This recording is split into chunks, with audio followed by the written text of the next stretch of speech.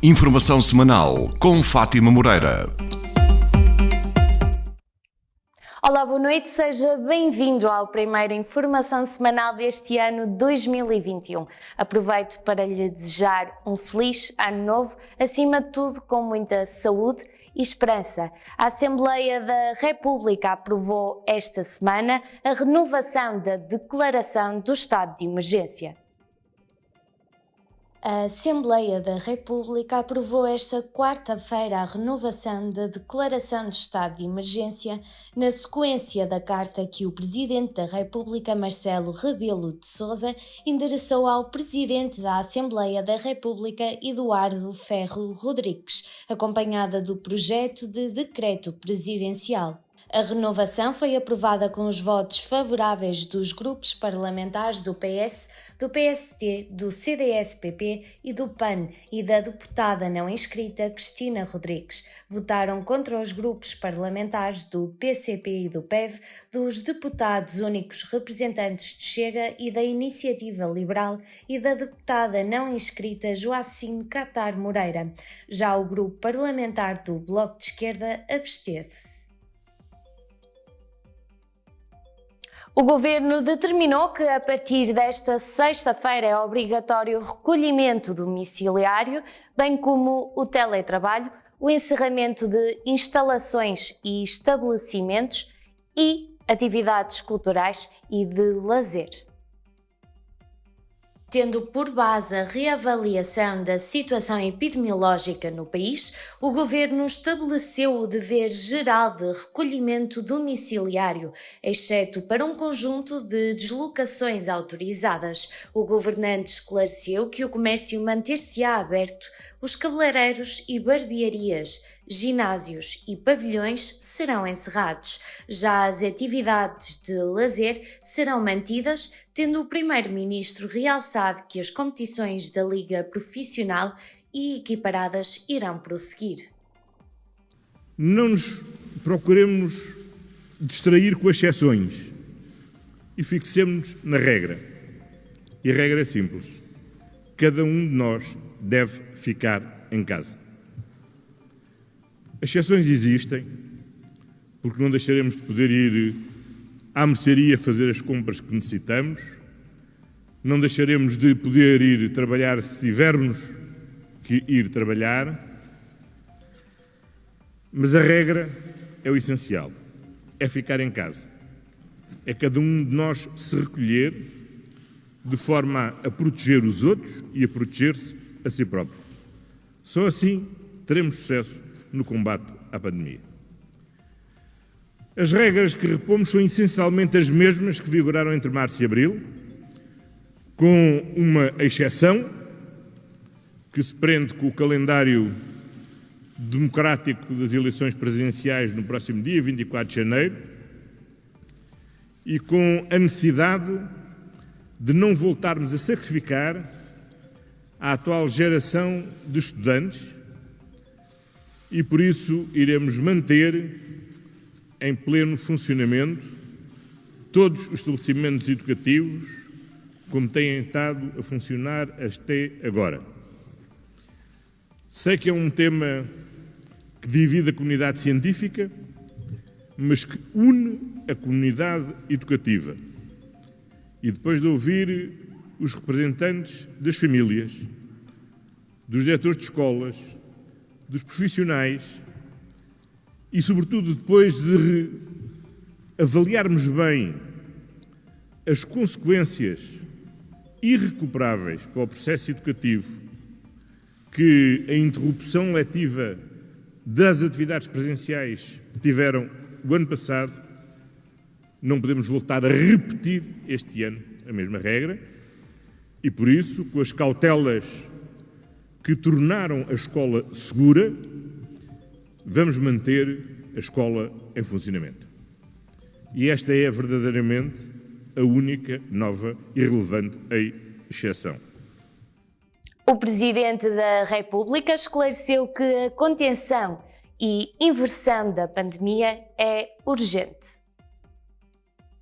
O Presidente da República, Marcelo Rebelo de Sousa, esclareceu esta quarta-feira, na sequência da aprovação pela Assembleia da República da renovação do estado de emergência que a contenção e inversão da pandemia impõe-se e é muito urgente. A renovação do estado de emergência até às 23h59 do dia 30 de janeiro, que acabo de assinar depois de viabilizada face à gravidade da situação por mais de 90% dos deputados, tem um fim muito urgente e preciso: tentar conter e inverter o crescimento acelerado da pandemia visível nos últimos dias em casos, internamentos, cuidados intensivos e, ainda mais, em mortos. Essa contenção e inversão impõe-se e é muito urgente, disse. O chefe de Estado defendeu que há que tentar obter resultados palpáveis no mais curto espaço de tempo possível, não deixando que a pandemia entre ao nível do patamar existente em fevereiro e março. Isso significaria multiplicação do número de mortes, situação mais crítica nas estruturas de saúde, maior fragilização do clima de confiança das pessoas e comunidades, agravamento duradouro da crise económica e social.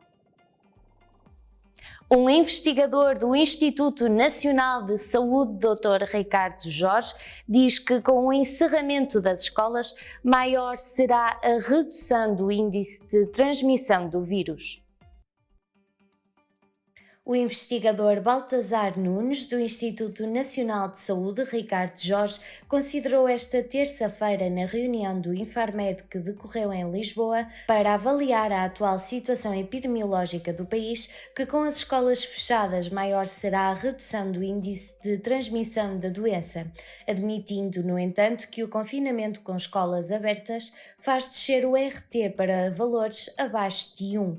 Baltazar Nunes esclareceu que foram considerados 3 cenários: um cenário em que se mantém as escolas abertas com um nível de contactos igual ao período pré-pandemia, um outro cenário em que esta restrição é feita apenas colocando o ensino à distância acima dos 15 anos e um outro cenário em que se colocam todas as escolas fechadas, em que reduzem todos os contactos associados às escolas. Relativamente ao indicador Unidade de Cuidados Intensivos, o que verificamos é que se não fizermos nada, mantendo-se um valor de RT que está observado atualmente, que o número de hospitalizações e o número de casos vai aumentar de forma exponencial, disse. A Ordem dos Médicos entregou esta semana uma lista com mais de 4.000 médicos que trabalham fora do Serviço Nacional de Saúde e que querem ser vacinados.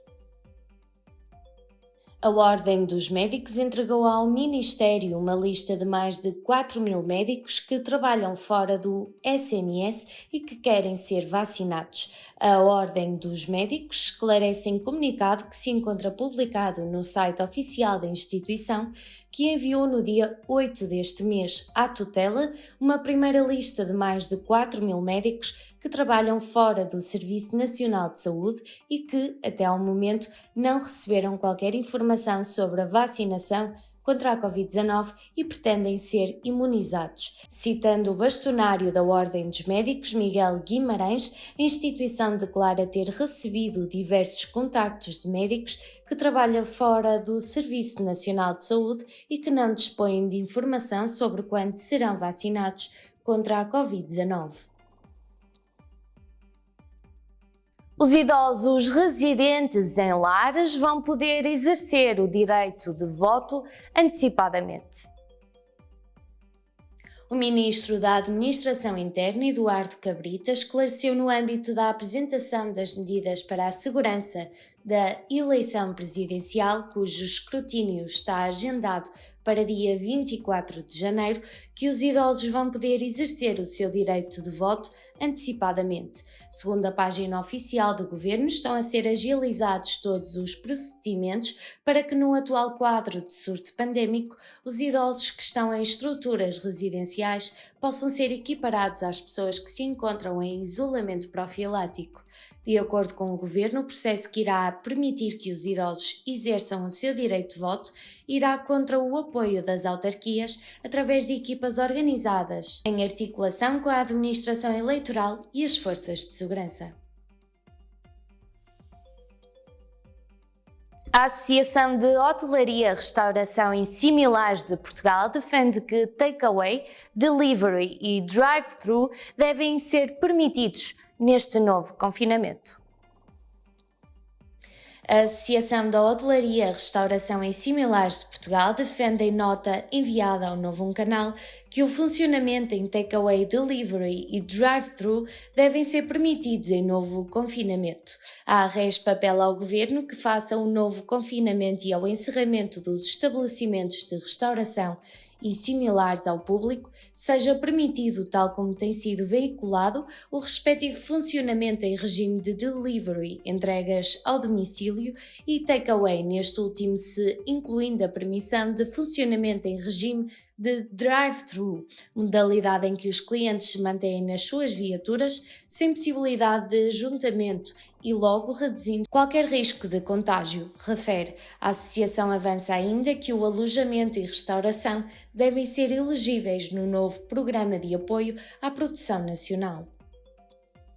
O novo modelo da Carta de Condução dá maiores garantias de segurança anticópia, segundo o Secretário de Estado.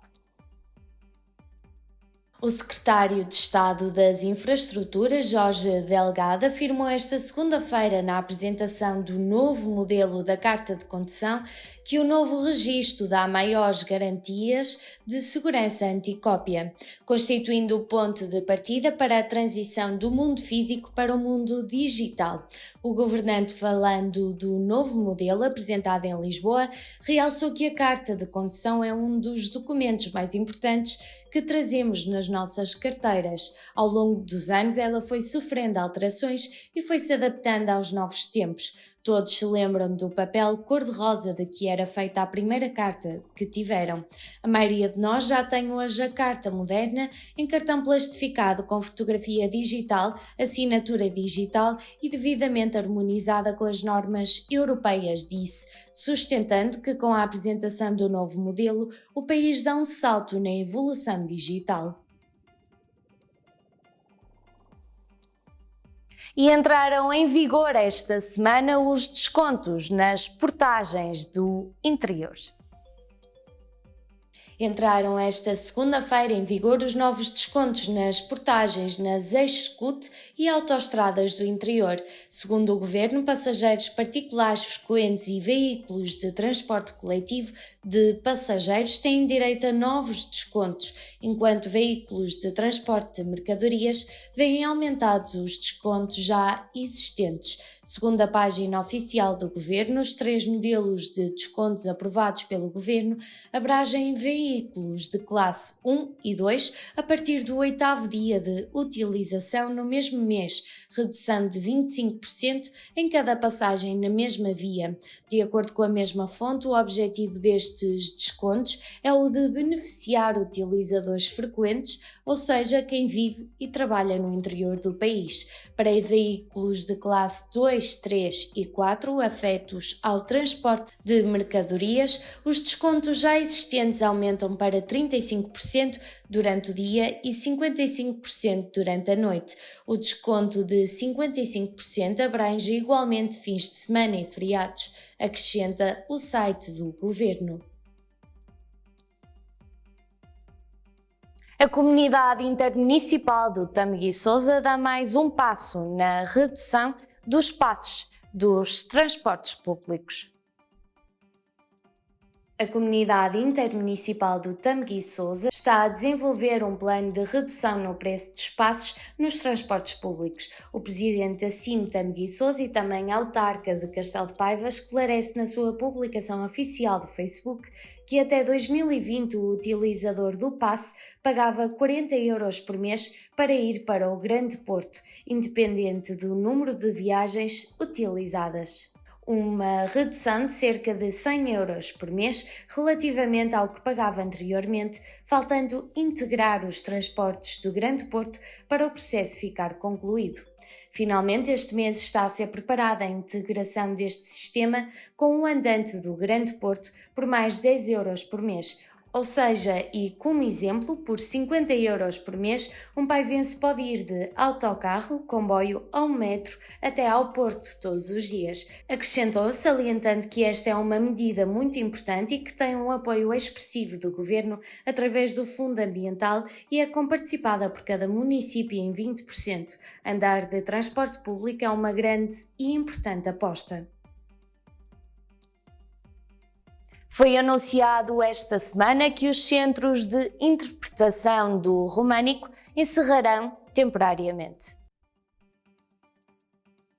Os centros de interpretação do românico e da escultura românica encerram temporariamente ao público a partir desta sexta-feira, na sequência das medidas de estado de emergência em vigor. Em nota enviada ao Novo Canal, a Rota do Românico esclarece que vai ser possível continuar a acompanhar a atividade da instituição nas redes sociais, prometendo regressar em breve. O concurso para a promoção do comércio local no Marco de Canaveses gerou mais de 1,1 milhões de euros em compras. O concurso Marcoense Como Nós, que decorreu entre outubro e dezembro de 2020, com o objetivo de promover o comércio local, gerou mais de 1,1 milhões de euros em compras nos 193 estabelecimentos aderentes. A autarquia esclarece na sua publicação online, com base em declarações da Presidente da Câmara Municipal, Cristina Vieira, que o concurso organizado em articulação entre o município e a Associação Empresarial superou as expectativas, tendo sido um sucesso e contribuído para ajudar os comerciantes que viram os seus negócios serem particularmente afetados pela crise sanitária. A chefe do Executivo enalteceu também os municípios que optaram por fazer as suas compras no comércio tradicional, recordando que a autarquia está já a trabalhar para implementar uma nova edição do concurso antes da Páscoa. O município do Marco de Canaveses entregou cerca de 87 mil euros para o Futebol Clube do Marco 1927 e a ARC Alpendurada.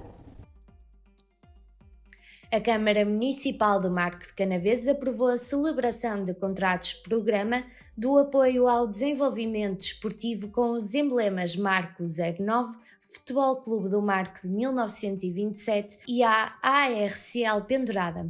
A autarquia esclarece na sua publicação online que vai apoiar as duas instituições com um montante de cerca de 87 mil euros. O município avança que a Associação Desportiva do Marco vai receber um apoio monetário no valor de 46.577 euros para a promoção e dinamização das modalidades de futebol, trail e atletismo e ainda 5 mil euros para a aquisição de uma viatura de 9 lugares para transporte de atletas. Já a Associação Recreativa e Cultural da Alpendurada receberá 35.307 euros para a promoção e a dinamização de handball, futsal e super enduro. O ex-atleta do Belenenses Sade foi emprestado ao Penafiel até ao final da época.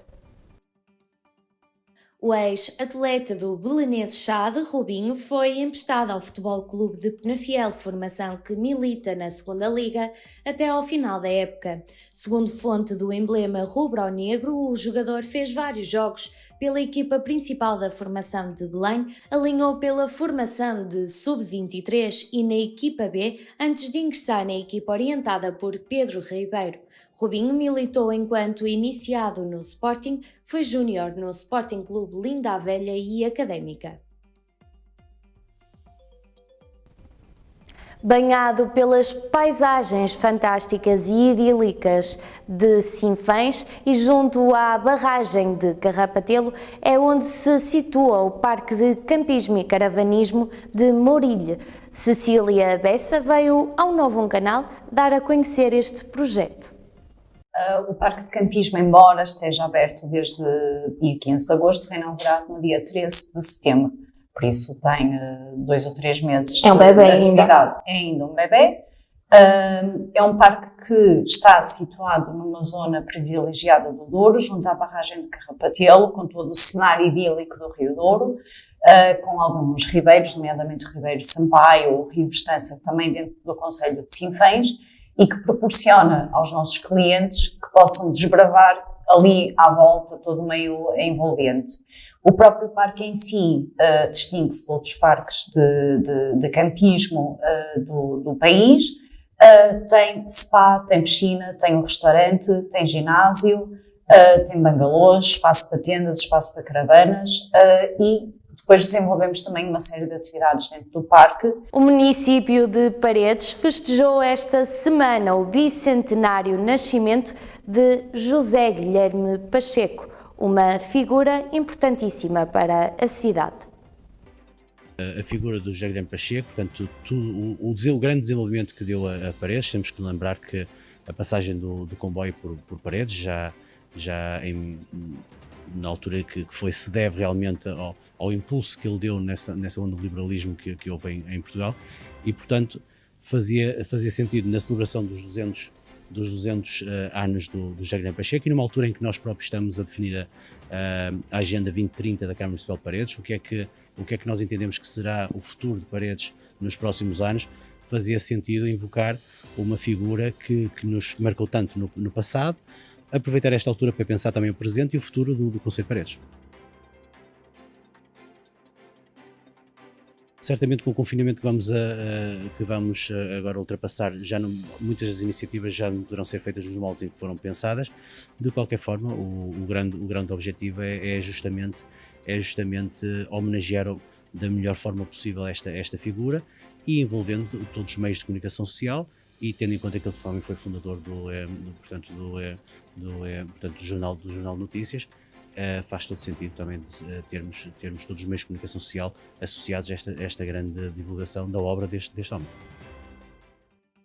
O futebolista Rui Caetano encostou as chuteiras aos 29 anos de idade. O especial em informação deu lugar à sua carreira. Sim, foi uma manhã de domingo de muitas emoções. Pedi ao presidente do Varzim para terminar a minha carreira. Tinha-lhe pedido já há 2-3 semanas antes para preparar a minha saída, e tinha-lhe pedido para terminar em Penafiel, um clube que me diz muito, uma cidade que me diz muito, e aconteceu. Acabei de uma forma muito feliz, com um golo e com uma vitória para o Varzim, que estava a precisar, porque estávamos em último. Fico triste porque o Penafiel também precisava de uma vitória para chegar mais acima, mas eu sou profissional de futebol, claro, e tenho que defender as minhas cores. O Informação Semanal vai agora para uma curta pausa publicitária. Voltamos já.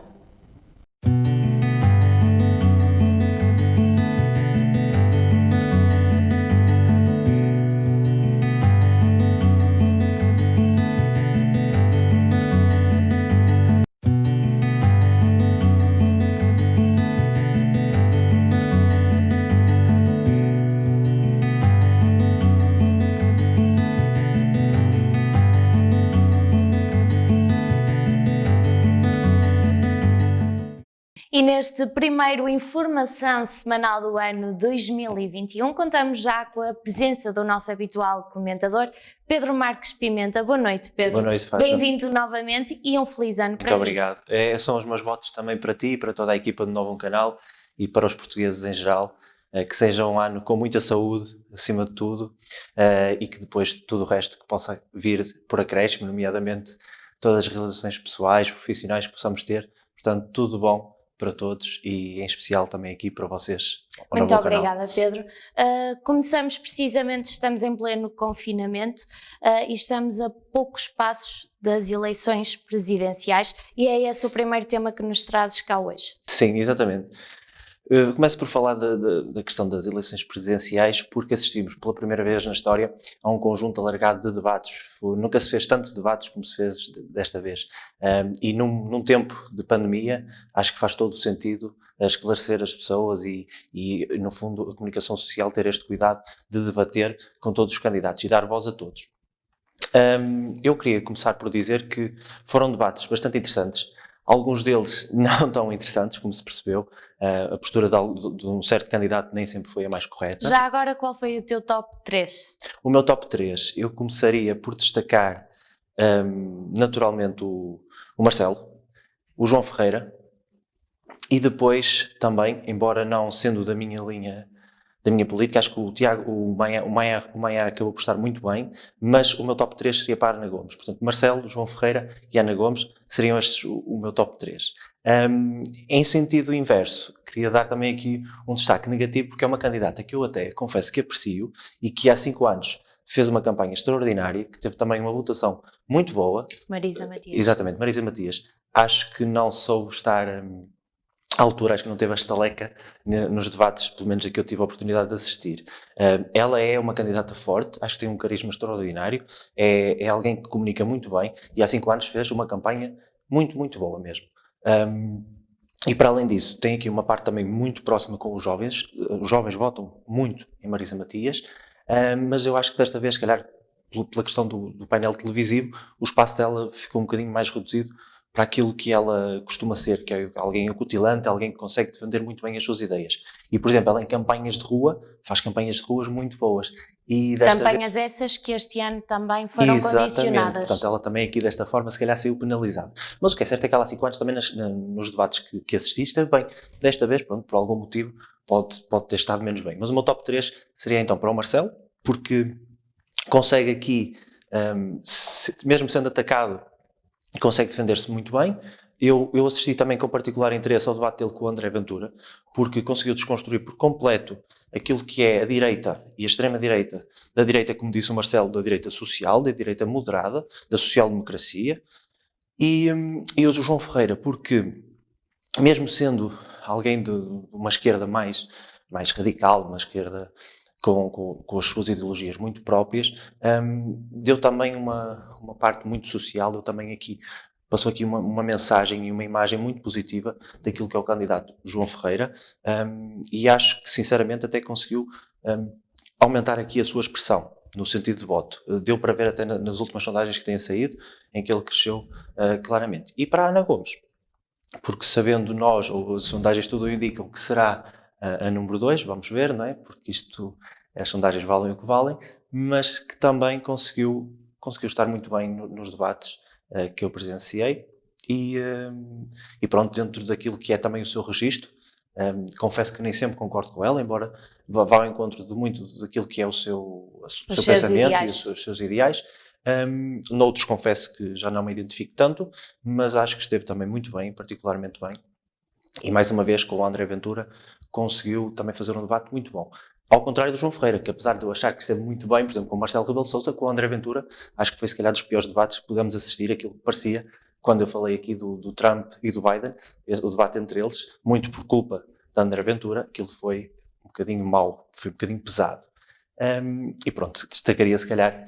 Achas que nestas eleições presidenciais, os portugueses vão estar mais sensíveis ao voto?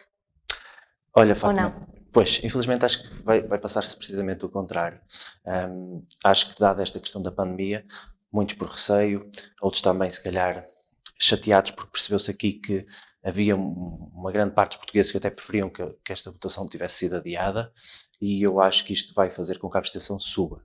Já há 5 anos a abstenção, infelizmente, para as presidenciais foi alta, costuma ser, é histórico, as eleições presidenciais têm fraca expressão para o eleitorado, infelizmente, que não deveria ser assim, e acho que sinceramente vai aumentar. Há 5 anos foi altíssima, passou os 50%, se não estou em erro, e eu acho que infelizmente vai mesmo ser um número ainda maior, dadas também estas circunstâncias. Sabemos também que há a possibilidade do voto antecipado, muitas pessoas estão a aderir a isso e ainda que bem. Poderiam fazê-lo até esta quinta-feira desta semana. Exatamente. Portanto, agora não o podendo fazer, é esperar que realmente também não haja muitos infectados, porque eventualmente quem ficar depois doente a partir do dia 17 já não pode depois votar no dia 24. Portanto, há aqui muitas condicionantes e vai ser difícil realmente conseguir que toda a gente vá votar, o que é de lamentar, mas em todo caso também temos que compreender que a democracia não pode parar, não é? E as instituições têm que continuar a funcionar. Passamos agora de um tema nacional para a tua terra natal, que é Valongo. Costumas trazer muitas iniciativas que o município de Valongo tem. Neste caso foi a abertura da oficina de que é uma imagem de marca de Valongo, que é a regueifa e o biscoito. Exatamente. A abertura desta oficina que era muito desejada por todos os valonguenses. Precisamente, foi a abertura da oficina da regueifa e do biscoito de Valongo, porque Valongo tem uma tradição, como disseste muito bem, relativamente à panificação. O pão, aliás, a história de Valongo com o pão tem cerca de 400 a 500 anos. Era em Valongo que fornecia o pão para o Porto, por exemplo. O pão está desde sempre ligado à história e às raízes dos valonguenses. Aliás, em qualquer lado existe um biscoiteiro, existe um padeiro. Era muito normal qualquer família estar ligada à panificação. Mais tarde, depois com a produção comercial, passou também ao biscoito.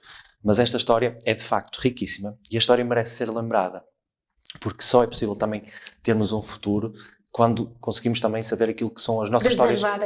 Preservar as histórias e as nossas marcas identitárias, porque é uma identidade que o Valongo tem.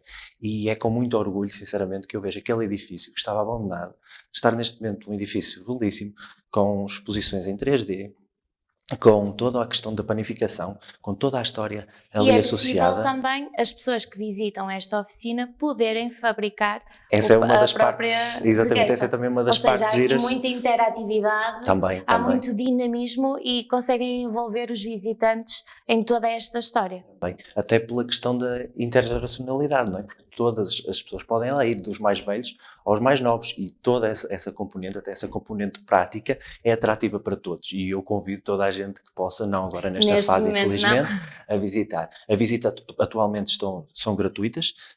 Pronto, agora sabemos que, dado o confinamento, vai estar fechado, porque os espaços culturais vão estar todos encerrados, mas depois é de facto algo que vale muito a pena conhecer. É prazeroso visitar a oficina da regueifa e do biscoito de Valongo, e como valonguense fico muito satisfeito por ver aquele edifício tão novo, com uma história tão marcante e tão gratificante de se ver e de se conhecer. Para todos, não só para mim como valonguense, mas para todos. E depois também, naturalmente, aqui pela componente que lhe é associada, porque ao termos um edifício com toda esta história e com toda esta envolvência, isto é ótimo para o comércio local, é ótimo para o concelho e é certamente muito bom para quem lá visita, seja para os valonguenses, seja para as pessoas todas de fora. Portanto, fica aqui o meu repto lançado para que visitem. Uma sugestão, quem quiser visitar depois deste confinamento, claro, pode fazer reservas através... Exatamente. Online, nesta fase via online, através do site, ou então também por um número de telefone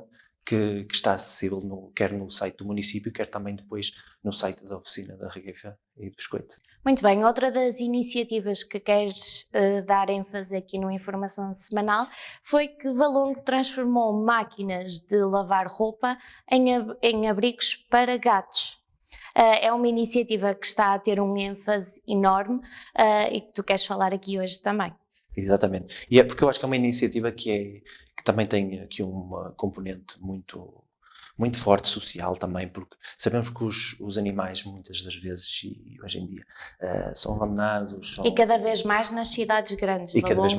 Valongo está muito perto do Porto e então sabemos que os animais abandonados acabam por circular nas cidades mais próximas. Sim, e é quase inevitável não existirem animais abandonados, mas pudermos dar aqui algum conforto a estes bichinhos, que é o caso, isso vai acontecer com essas casotas. E as pessoas podem até disponibilizar os seus eletrodomésticos, muitas vezes nem os usam, e que estão lá em casa e que pronto, já estão até abandonados. E neste caso vamos recolher para depois colocar nessas colónias. Porquê? Porque há uma captura desses animais, há uma esterilização também desses animais, para depois devolver às suas respectivas colónias. Portanto, eles continuam por ali e os gatos são fiéis aos seus locais. Portanto, eles depois de estarem por ali, têm cerca de 3 casotas depois por colónia, eles juntam-se ali todos e ao menos têm um abrigo para ter alguma dignidade.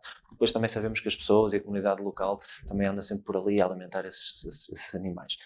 No fundo, é dar aqui uma comodidade aos gatos do concelho, digamos assim. Estes abrigos estão em pontos específicos da cidade de Valongo? Sim, eles estão estrategicamente colocados, mas sempre lá estão identificadas essas colónias, onde existem animais abandonados, e depois cerca de 3 neste caso, casotas, são máquinas de lavar, mas passa a ser casotas, são colocadas nessas respectivas colónias. ok? Porque depois, naturalmente, é muito habitual, quando há um conjunto de gatos abandonados, também a colónia começar a crescer. Mas já por isso é que nós também temos esta questão, que é capturar, esterilizar e devolver, porque ao esterilizarmos sabemos que depois também não há aqui um aumento do número de gatos e pronto, e pelo menos eles estão sempre por ali até que alguém os adote. Oxalá, que é sempre essa a parte mais importante de tudo isto. Aliás, é importante também dizer que para famílias carenciadas há um desconto da esterilização dos animais, até pode ser gratuito.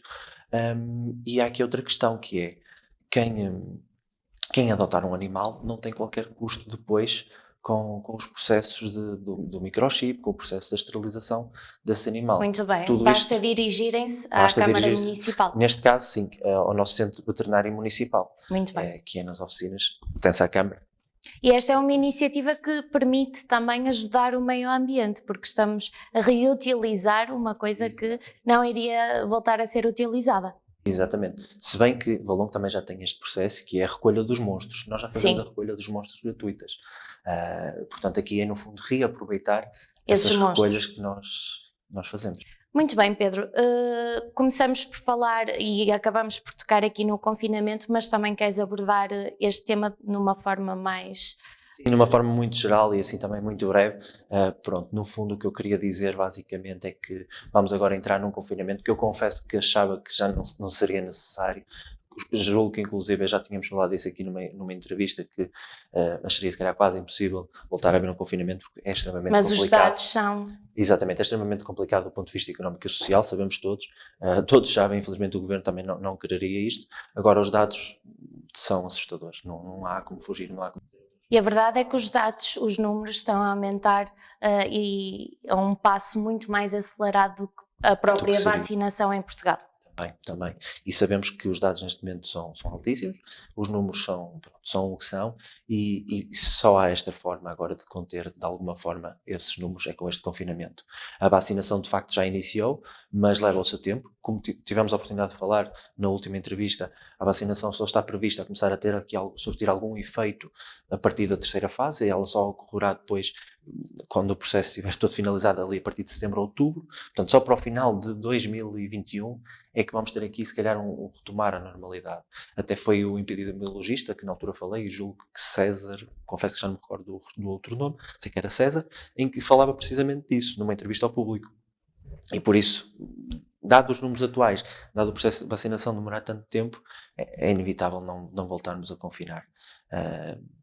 É triste, claro que é. É uma situação desagradável. Extremamente Queres aproveitar para deixar uma mensagem aos nossos telespectadores, muitos deles... Sim, posso aproveitar e agradeço até. Comerciantes e se calhar com negócios que estão em risco, já estavam débeis neste ano de 2020 e então com este novo confinamento posso é uma situação muito mais complicada. Agradeço este espaço e no fundo o que eu quero aqui dizer a todos os telespectadores do Novo Canal é que tem que existir uma capacidade enorme de resiliência. Não é fácil, mas a resiliência vai levar-nos certamente a todos por um caminho muito mais positivo e por uma luta que já de si é difícil, mas com essa resiliência e com esperança, certamente que as coisas vão voltar à sua normalidade. Leva tempo e sabemos que o tempo gera ansiedade e que não é fácil depois gerir essa ansiedade e todas as questões que são associadas, nomeadamente a questão social e económica, mas há que ter mesmo essa esperança e sermos resilientes. E sabemos bem, não só os telespectadores do Novo Canal, mas os portugueses, se há coisa que têm é a resiliência e essa capacidade e essa força de dar a volta por cima. Estamos a viver tempos que nunca tínhamos vivido, mas estamos em guerra, digamos assim, numa guerra pandémica, e portanto vamos sair dela certamente vitoriosos, com a esperança e com a firmeza de que as coisas vão efetivamente mudar, por mais que o cenário atualmente possa parecer negro, mas de certeza absoluta que vamos sair muito melhores no final deste ano. Muito obrigada, Pedro. Passamos agora então para o desporto. Queres dar destaque a quê? Eu quero dar destaque à Abel Ferreira, porque está a fazer um trabalho muito... Daqui da região. Que é aqui da região, é de Penafiel. Penafiel. Exatamente, da tua terra, Fátima. Portanto, parabéns a Penafiel, também por ter um extraordinário treinador, que está na final da Taça de Libertadores, da América, uma espécie de Liga dos Campeões da América. Não é uma espécie, é uma Liga dos Campeões da América. E é um feito notável. Sabemos que o Jorge Jesus já conquistou esse título. Vamos ver se agora a Abel Ferreira também consegue o mesmo com o seu Palmeiras. Esperamos que sim, é bom para Portugal, é bom para os portugueses, é bom para os benfidelenses.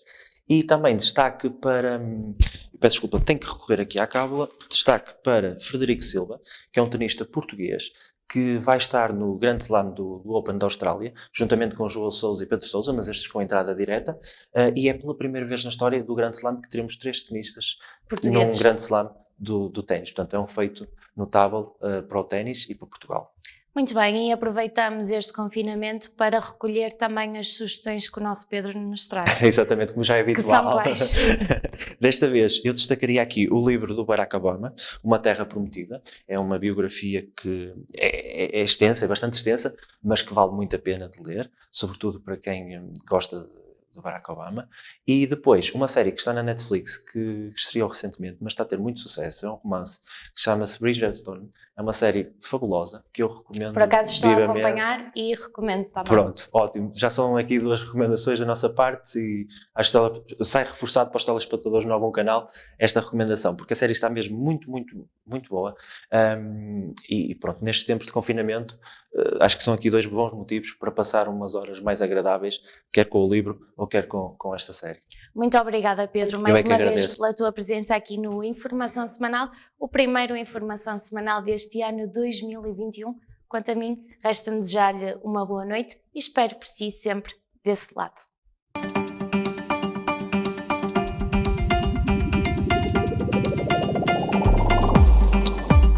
Informação semanal com Fátima Moreira. Novum Canal. Sempre Novum, sempre seu.